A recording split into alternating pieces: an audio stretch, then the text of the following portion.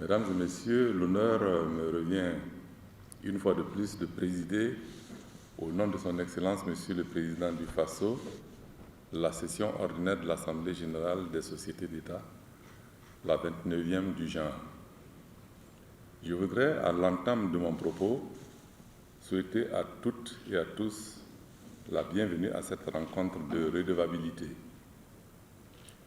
L'obligation de rendre compte est sans conteste un principe fondamental et l'une des principales exigences de la gestion publique et de la bonne gouvernance. Répondant à cette obligation et aux dispositions réglementaires régissant les sociétés d'État, nous nous retrouvons aujourd'hui pour examiner les rapports de gestion des conseils d'administration et les états financiers de l'exercice clos au 31 décembre 2020 de nos sociétés. Mesdames et Messieurs les présidents des conseils d'administration, Mesdames et Messieurs les directeurs généraux des sociétés d'État, l'activité économique en 2020 a été marquée par un contexte mondial difficile de crise sanitaire due à la maladie à coronavirus, avec ses répercussions sur l'économie nationale. Toute chose qui s'est traduite par une baisse du volume d'activité de nos sociétés d'État. En effet, nos sociétés d'État ont enregistré en 2020 une dégradation d'ensemble de leur solde de gestion avec 3 sociétés déficitaires, entraînant ainsi une baisse de leur contribution au budget de l'État et à la formation du produit intérieur brut. Nonobstant cette contre-performance financière de nos entreprises publiques, des motifs de satisfaction peuvent toutefois être notés en termes d'accompagnement de la politique du gouvernement en matière de création d'emplois à travers le recrutement de 1072 nouveaux agents en 2020.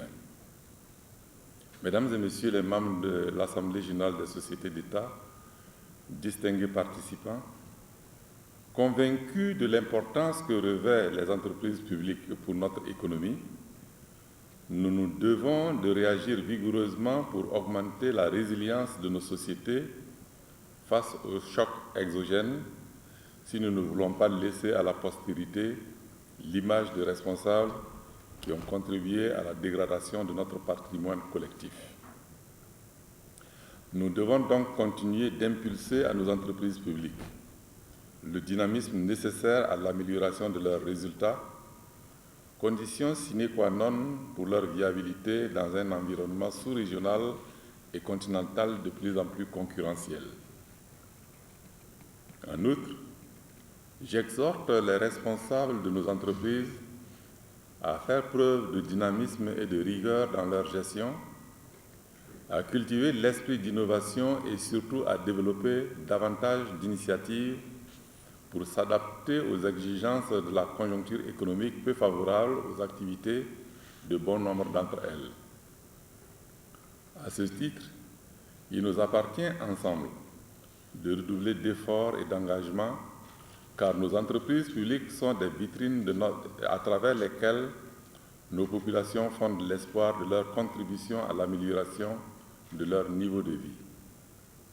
Mesdames et Messieurs les présidents des conseils d'administration et directeurs généraux des sociétés d'État, honorables invités,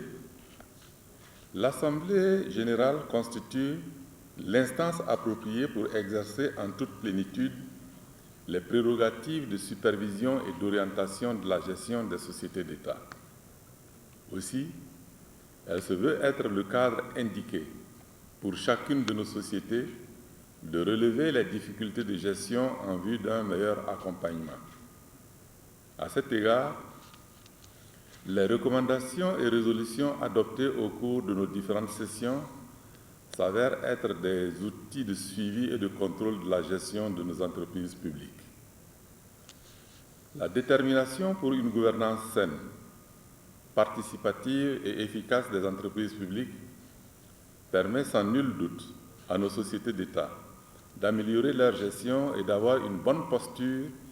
pour atténuer les effets de diverses crises, et il est clair que nous devons œuvrer davantage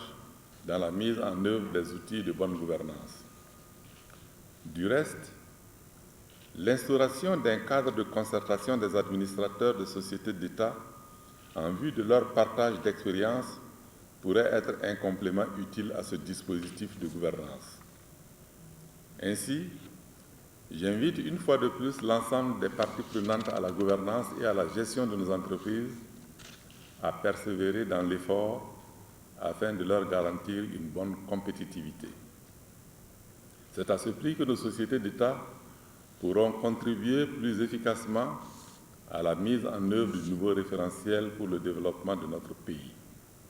Par ailleurs, je puis vous assurer que l'Assemblée générale de sociétés d'État,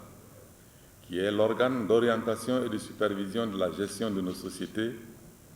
ne manquera pas de jouer sa partition. Sur ce, et tout en souhaitant plein succès à nos travaux, je déclare ouverte,